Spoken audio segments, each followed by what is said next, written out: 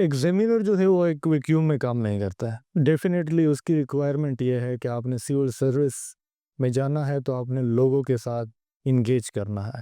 Questions जो इस्लामियात के paper में आते हैं उनका तरीका थोड़ा-सा डिफरेंट होना शुरू हो गया है। एक तो पास्ट क्वेस पेपर्स के क्वेश्चंस रिपीट नहीं हो रहे anymore, they are coming up with new questions and a connection of the question in an Islamic sense in the contemporary times. It is not about अरबी लिखना कि Arabic का, ना ये अरबिक का पेपर है, ठीक है? और ना ये वो 9th-10th वाली इस्लामिक स्टडीज़ है जहाँ पे आप अकायद को करेंगे। It is basically the studies, आपने उसको प्रॉपरली पढ़ना है और फिर अप्लाई करना है। आपने अगर अपनी प्रेजेंट कॉन्स्टिट्यूशनल डेवलपमेंट्स डिस्कस करनी है, you have to discuss your past constitutional developments. Issues कहाँ से स्टार्ट हुए थे पोस्ट 1947, 1949, वो सारी बातें डिस्कस करना ज़रूरी है। पाकिस्तान अफ़ेयर आप नाम से देखें, इट्स अबाउट पाकिस्तान्स अफ़ेयर्स, ठीक है? And current is basically to current. और उस सब्जेक्ट में आई थिंक एक चीज़ तो समय समझना है खुदा के लिए please, it's a very good subject in terms off score. It's a very it's an objective subject ना, साइंस है और एबिलिटी है। और आई थिंक स्पेशली कुछ लोग जिसका फॉर एग्जाम्पल मेडिकल बैकग्राउंड होता है वगैरह, दे टेंड टू थिंक कि जो सेक्शन बी है एबिलिटी वाला उसको हम पास कर लेते हैं। यार वो सेक्शन है, you can hit full, exactly. So don't waste that section. ये पहला मेरा मशवरा है। 5 साल की मेडिसिन की डिग्री करने के बाद ये भी इम्पोर्टेंट था कि मुझे उन चीज़ों को एक 5 मार्क्स के क्वेश्चन में अप्लाई करना है कि अगर मुझसे वायरसेस की या वायरल डिजीज़ेज़ की बात की है तो I don't need to fill 8 pages on it, क्योंकि I could fill 8 pages on it. So knowing where you need to stop in science वो भी इम्पोर्टेंट है। तो मेरे ख्याल में स्टूडेंट के लिए सबसे बेहतर ये है कि वो 24 15-16 के बाद जब सिलेबस चेंज हुआ, वहाँ से वो क्वेश्चन को कलेक्ट करे, पहले देखे कि किस नेचर के क्वेश्चन आता है।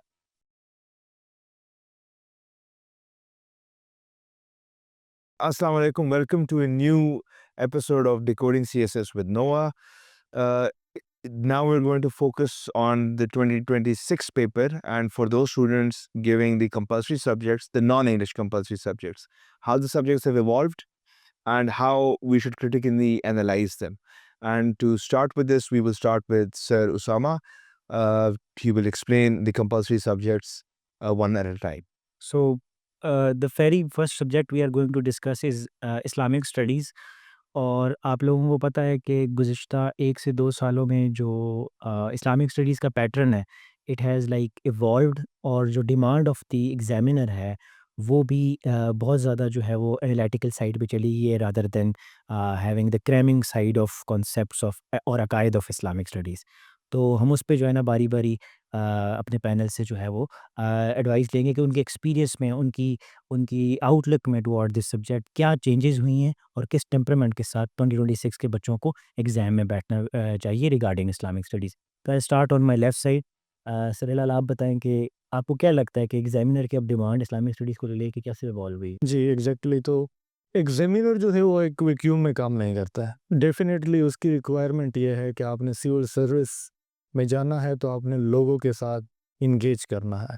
तो सबसे पहले तो ये है कि हमने 15 टू 20 इयर्स में या पिछले 5-10 साल में देखा है कि हमारी सोसाइटी में एक्सट्रीमिज़्म का एलिमेंट बहुत बड़ा है, इंटॉलरेंस का एलिमेंट बहुत बड़ा है। And now examiner is very critical about this aspect कि सबसे पहली डिमांड वो चेक कि ये नहीं करता कि आपको कितनी आयतें आपने याद की है या कितने रेफरेंसेस है आपके पास। Whether you are a moderate person जहाँ पे आप सोसाइटी के साथ इंगेज कर सकते हो, या you are extremist in nature. So I think ये पीसफुल कोएग्जिस्टेंस या मॉडरेशन का एलिमेंट जो है वो फर्स्ट प्रायोरिटी है जो एग्जामिनर आई थिंक सो मैंने ऑब्जर्व किया। Thank you. सर, आप क्या कहेंगे? मैंने ये ऑब्ज़र्व किया पर्सनली कि एग्ज़ामिनर जो है वो ज़्यादा फ़ोकस करना चाह रहा है towards the critical analysis point building on Hilal's case. और उसकी वजह ये भी है कि अगेन सीएसएस बज़ात खुद आपने रिफॉर्म्स भी सुने होंगे कि आ रहे वगैरह, तो it is taking a more critical nature and the questions I think are becoming more interesting, difficult obviously but interesting. तो मेरे मिसाल के तौर पे एक सवाल जो है मैंने अटेम्प्ट किया 24 में, वो यही था कि जो सेल्फ प्योरिफिकेशन है उसका impact on the evolution of society. तो इसमें 3-4 क्रिटिकल पॉइंट है, evolution, society and self purification. तो इन तीनों का जो रिलेशनशिप, जो पॉइंट ऑफ कांटेक्ट है और वो कैसे करता है, एक टाइम सीरीज के फॉर्म में उसने कर दिया है। So this is more of a critical analysis. आपको हिस्ट्री भी देखनी होगी, इस पे आपके रेफरेंसेस, आयात एंड द कॉन्सेप्ट इटसेल्फ। हमेशा ये सोचे, मैं स्वाइरन को ये रिकमेंड करूँगा कि इससे सिविल सर्विसेज या सिविल सर्वेंट के लिए क्या मैसेज निकलता है?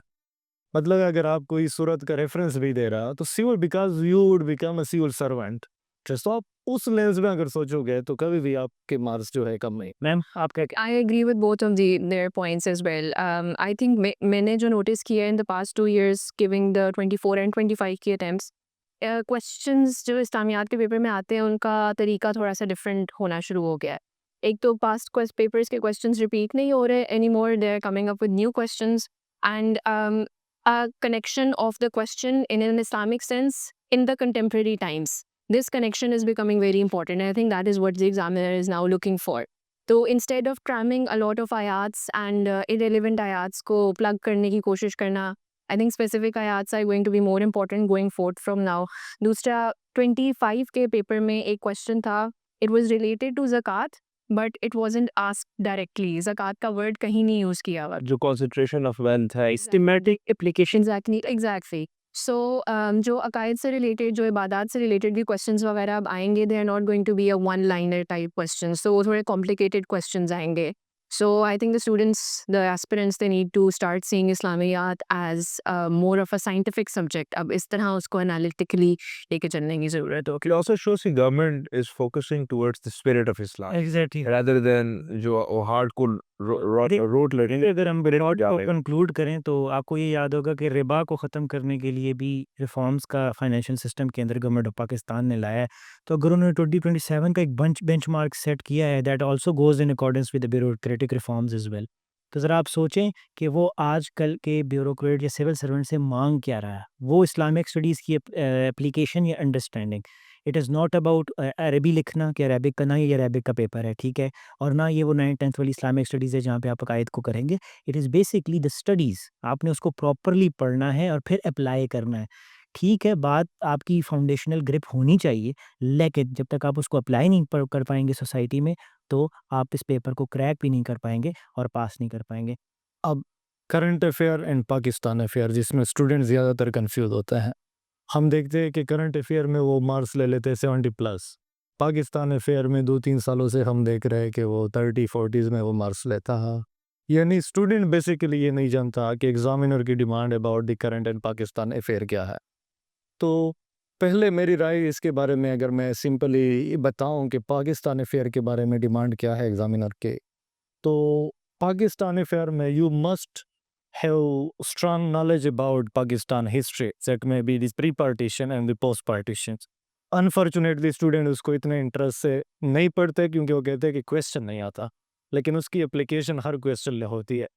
You must have knowledge about the different policies of Pakistan, like national security policy क्या है, internal security policy क्या है, हो गया। एग्जैक्ट 5-year plans क्या है, आप constitution से किस तरह के principles of policies को वहाँ पे या fundamental rights को वहाँ पे इस्तेमाल कर सकते हो।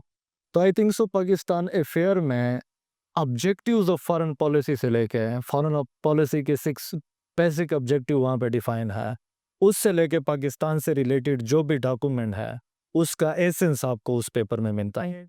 और वो जो स्टूडेंट है या जो अटेम्प्ट करता है एग्ज़ाम, वो डेफिनेटली उन चीज़ों को इग्नोर करके उसको करंट अफेयर के पर्सपेक्टिव में, तो ये कि मेरे ख्याल में मैं तुरहान से भी इसके बारे में ये पूछना चाहता हूँ कि अपार्ट फ्रॉम दैट और क्या करना चाहिए स्टूडेंट्स को कि वो किस तरह बैलेंस रख सके बिटवीन द 2 सब्जेक्ट्स। अच्छा, जो एक तो point I will build from where you left off, वो ये था कि हमने देखा है कि for in a few past papers आपको नज़र भी आता है कि एक सवाल कम से कम डायरेक्ट हिस्ट्री से लेती है। ठीक है, सो वी नो कि हिस्ट्री से अब क्वेश्चन आ रहा है और उसको नहीं लाइटली लेना चाहिए। So that's one. Secondly, naturally इस चीज़ को समझना कि करंट अफेयर्स जो करंट रियलिटीज़ है वो लिंक्ड हिस्ट्री के साथ होती है। और even you as a human, आपकी तारीख, आपके जो पिछले चाइल्डहुड है वो मैटर करता है, जो आप कैसे बने। कॉन्टेक्स्ट और एग्जैक्टली, तो वो कॉन्टेक्स्ट और बैकग्राउंड के बगैर आप नहीं कर सकते। जो मुझे पर्सनली एक बहुत बड़ा मसला लगा है वो ये है कि फॉर एग्जांपल इकोनॉमी का सवाल आता है, इस तरह कोई सवाल आता है, while we do read Dawn and we do read Express Tribune और ये पेपर्स और उसको साइट भी कर लेते हैं। आई एम सरप्राइज्ड कि ऑफिशियल गवर्नमेंट डॉक्यूमेंट्स, उड़ान पाकिस्तान, 5 ईज, फाइनेंस डिवीजन की अपनी वेबसाइट पे जो इकोनॉमिक सर्वे है, दे आर नॉट साइटेड और not well versed, people are not well. ये बहुत बड़ा इशू है, इस चीज़ को देखना है कि जब पाकिस्तान देखो पाकिस्तान अफेयर्स, अच्छा पाकिस्तान अफेयर्स में दूसरा जो पहलू है फॉर एग्जांपल वो नेशनल इंटीग्रेशन के ऊपर बहुत बात ज़्यादा हो रही है, which make sense. Multi ethnicity and national. लेकिन अगेन उसके पीछे वो टू द एक्सटेंट कि उसने आई थिंक पिछले या 2025 इसने लिखा है कि प्रोवाइड स्कॉलरली एविडेंस, मतलब ये ना बताओ कि जैसे if we divide more provinces, yes you tell me but back your position with scholarly evidence. Context background. So जो स्कॉलरली एविडेंस वाला पॉइंट है ना, this is I think the most important जो पाकिस्तान अफेयर्स में मिस होता है। It's more treated as common knowledge than as evidence based knowledge. मैं यहाँ पे एक बात अगर ऐड करूँ कि पाकिस्तान में लोगों को ये नहीं पता कि पाकिस्तान का जो राइटर है वो स्पेसिफिक राइटर स्पेसिफिक टॉपिक के बारे में लिखता है। तो अगर सिक्योरिटी के बारे में कौन सा राइटर लिखता है, उसकी कौन सी सुनी जाती है, पॉलिसी मेकिंग में भी फॉरेन पॉलिसी के बारे में कौन लिखता है, इकोनॉमी के बारे में कौन लिखता है, तो अगर स्टूडेंट इसको भी ज़रा जान लाए, क्योंकि हर राइटर की एक डोमेन होती है क्या की, तो वो उसको कोड भी कर सकते हैं उस डोमेन में। सो मैडम आप I agree with your guys' points and I would like to emphasize on the fact कि पाकिस्तान अफेयर्स में हिस्ट्री बहुत इंपॉर्टेंट है, पर्टिकुलरली पोस्ट 1857 से लेके 1947 तक की history. That was the basis of Pakistan ideology and you can not talk about Pakistan affairs का present without discussing that. तो उस एरिया को यूजुअली लोग नहीं कवर करते होते विद द सेंस के हम लोगों को ये आता है, we don't need to go back there, और इनसे डायरेक्ट क्वेश्चन नहीं आएगा। तो पहले वही वाली बात कि एक तो उनसे डायरेक्ट क्वेश्चंस आ रहे हैं, दूसरा ये कि you can't understand your present without understanding your past. आपने अगर अपनी प्रेजेंट कॉन्स्टिट्यूशनल डेवलपमेंट्स डिस्कस करने, you have to discuss your past constitutional developments. Issues कहाँ से स्टार्ट हुए थे पोस्ट 1947 1949, वो सारी बातें डिस्कस करना ज़रूरी है। तो वो उन चीज़ों के रेफरेंसेस देना ज़रूरी है। साथ to differentiate your paper from current affairs का paper, you have to give in facts from your past, ideology कहाँ से डेवलप होना शुरू हुई थी, वो वाली सारी बात है। सो द इकोनॉमिक बेसिस, हमारे जो पास्ट इकोनॉमिक प्लान्स रह चुके हैं जनरल अयूब के दौर के, वो वाली सारी बातें, वो बेसिक चीज़ें हैं जो everybody needs to know and if you refer them तो आई थिंक वो आगे it would improve your content of the paper more. अच्छा, I think I will conclude the debate here, और उसमें ये है कि देखें पाकिस्तान अफेयर आप नाम से देखें, इट्स अबाउट पाकिस्तान अफेयर्स, ठीक है, and current is basically to current. So if you by default don't apply the history of Pakistan in your answers and you're just answering generically about, for example, hydropolitics पे सवाल आया हुआ है तो आप सिर्फ इंडस के बेसन की इन और आउट्स बता रहे हैं, लेकिन ये नहीं बता रहे कि पाकिस्तान की पॉलिटी में क्या इशू है उससे रिलेटेड, और प्रोविंसेस का जिक्र नहीं कर रहे तो नहीं। और वो तभी आएगा जैसे आप सब ने कहा कि if you have a very good and decent understanding of the pre partition and post partition, boundary commission के वक्त जो रिसोर्सेज की डिबेट्स हुई थी, वहाँ से चीज़ें आपने शुरू करनी है। And even if you go back to Indus Valley civilisation और सारा कुछ, तो that is basically you can know कि इस खित्ते में क्या हुआ। आई थिंक ये अब आप करेंगे तो it would be a good way to crack this subject. And I think last एक जनरल साइंस एंड एबिलिटी है, आई थिंक उसको और उस सब्जेक्ट में आई थिंक एक चीज़ तो समय समझना है खुदा के लिए please, it's a very good subject in terms off score, exact it's a very it's an objective subject ना, साइंस है और एबिलिटी है। और आई थिंक स्पेशली कुछ लोग जिसका फॉर एग्जाम्पल मेडिकल बैकग्राउंड होता है वगैरह, दे टेंड टू थिंक कि जो सेक्शन बी है एबिलिटी वाला उसको हम पास कर लेते हैं, यार वो सेक्शन है you can hit full, exactly. So don't waste that section. ये पहला मेरा मशवरा है, इसको लाइट भी ला लो, naturally it's easier science, obviously it's matric O A level, matric level, FSc level, लेकिन यस आप बहुत एडवांस आपने पढ़ लिया है, do revise it, do prepare it, ये आपको बहुत अच्छा स्कोर। जनरस स्कोर दे सकते हैं। Revise it. Being from a medical background, general science was that one subject जिसमें मुझे कॉन्फिडेंस था कि okay I can score well in it, तो I have to work hard. लेकिन 5 साल की मेडिसिन की डिग्री करने के बाद ये भी इम्पोर्टेंट था कि मुझे उन चीज़ों को एक 5 मार्क्स के क्वेश्चन में अप्लाई करना है कि अगर मुझसे वायरसेस की या वायरल डिजीजेस की बात की है तो I don't need to fill 8 pages on it, क्योंकि I could fill 8 pages on it. So knowing where you need to stop in science, वो भी इम्पोर्टेंट है for the people who have a science का background. बाकी जिनका नहीं है, it's a very basic science आपको। And the problem with general science now that I am noticing it is कि हर पार्ट में दे are asking questions from different sections, तो you can't really leave any game, you have to do the entire syllabus of it, but it's easy to do।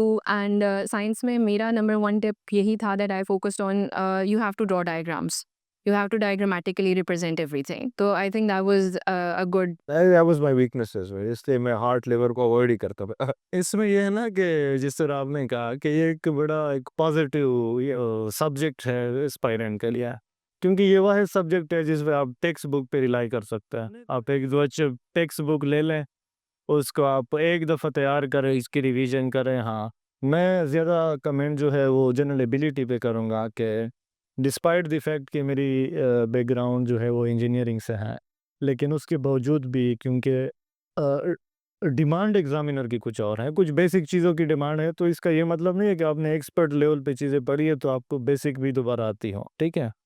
तो मेरे ख्याल में student के लिए सबसे बेहतर ये है कि वो 15-16 के बाद जब सिलेबस चेंज हुआ, वहाँ से वो क्वेश्चन को कलेक्ट करे, पहले देखे कि किस नेचर के क्वेश्चन आता है।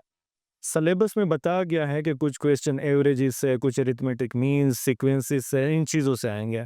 आप पहले बेसिक कॉन्सेप्ट ले इसका, फिर डिस्ट्रीब्यूट करें कि कौन से क्वेश्चन किस किस सेक्शन से आए हैं, और इसी तरह फिर सिस्टमेटिक तैयारी उसकी हो सकती है। और अगर मैं इसको फिर कंक्लूड करूँ बिटवीन 2 पोर्शंस, अगर एक है, देखिए मिसाल के तौर पे जैसे मैम ने कहा बायो वाला पोर्शन जो है, कुछ लोग बायो में क्राइमिंग बेस में तो बहुत एज ले जाते हैं, लेकिन वो पूरा जो है ना ये एबिलिटी वाला पोर्शन छोड़ते हैं और उनके 40-42-45 मार्क्स आते हैं और वो उस तरह का सब्जेक्ट नहीं है। तो अगर आप ये एग्ज़ाम से पहले समझ रहे हैं कि आपका एक एरिया वीक है तो प्लीज़ उस पे फ़ोकस करें, ठीक है? ये चीज़। और दूसरी चीज़ जो हम अभी पूरी डिबेट का अगर क्रक्स निकालें, देखिए बीइंग अ सिविल सर्वेंट आपको ये पता होना चाहिए कि फूड एडल्ट्रेशन क्या है। आप अगर कहीं इंस्पेक्शन करने जा रहे हैं, तो आपको ये नहीं पता कि ब्रेड अच्छी है या वो देखिए विज़िबिलिटी आपने खुद तो नहीं करना, अगेन आपके पूरी टीम होती है। लेकिन वो एटलीस्ट थोड़ा बहुत आपको कल को किसी भी रिपोर्ट के अंदर, किसी भी कमेटी के अंदर, किसी भी पॉलिसी के अंदर वो चीज़ डिस्कस हो, एंड बीइंग अ साउंड और कह सकते हैं डिसेंट नॉलेज के साथ है कि अगर आप सिविल सर्वेंट हैं, ये सारी चीज़ें वो आपसे पढ़वाना चाहता है। वो आपसे क्लाइमेट चेंज की एटमॉस्फेयर को क्रेमिंग नहीं करवाना चाहता, वो आपकी अंडरस्टैंडिंग बढ़ाना चाहता है। वो जो ब्रॉडर लेवल ऑफ नॉलेज है उसको फिर जनरल एबिलिटी एवरीडे लाइफ के अंदर आपको कहीं न कहीं किसी आई थिंक अगर किसी आप फाइनेंस डिवीज़न के अंदर पोस्टेड हैं, तो आपको पता होना चाहिए कि कैसे ये चीज़ें ऊपर-नीचे यूनिवर्स सब अब एस्ट्रोनॉमी आपको आना चाहिए क्योंकि अब स्पेस डिवीजन एक्सपैंड हो रहा है पाकिस्तान का, तो you need bureaucrats there and you will be I think there. ये आपको अंडरस्टैंडिंग रखनी पड़ी, लेकिन प्लीज़ दोनों एरियाज़ को आपने लेके चलना है और कोई एरिया एटलीस्ट स्किप नहीं करना है, स्पेशली आईटी और ये जो फूड वाला पार्ट है दैट इज़ इम्पोर्टेंट नाउ। वो लोग छोड़ देते हैं और वो अब क्या कर रहा है कि एक बड़े से सवाल के साथ छोटे से पार्ट को ऐड करता है, ताकि आप पूरा 20 नंबर का सवाल भी नहीं कर पाओ। एआई ऑल्सो आईटी में, अब क्योंकि अब एआई बहुत इंक्रीज होना शुरू हो गई है, अब इसकी इंपॉर्टेंस दुनिया में बहुत इंक्रीज हो रही है, तो उससे रिलेटेड भी क्वेश्चंस जो हैं वो अब आना शुरू हो सकते हैं, तो वो it should be kept in mind. तो आई थिंक हम यहाँ पे कंक्लूड करते हैं। हम अपने लिमिटेड टाइम पे आपके लिए हमने ये वीडियो बनाई और उस पे बातचीत भी की। हमने कोशिश की कि हम आपके जो नॉन इंग्लिश सब्जेक्ट्स हैं, उनकी जितनी भी क्यूरीज़ हैं और बेसिकली जो evolution of these subjects as in the perspective of examiners point of view, हमने वो आपको समझाने की कोशिश की। दीज़ आर मेक और ब्रेक डेज़। तो आप कोशिश करेंगे जो चीज़ें हमने आपको एडवाइस की उस पे आप इम्प्लीमेंट करने की कोशिश करें, and best of luck for your attempt. हम आपसे मिलेंगे नई वीडियो के साथ अल्लाह ने के बाद।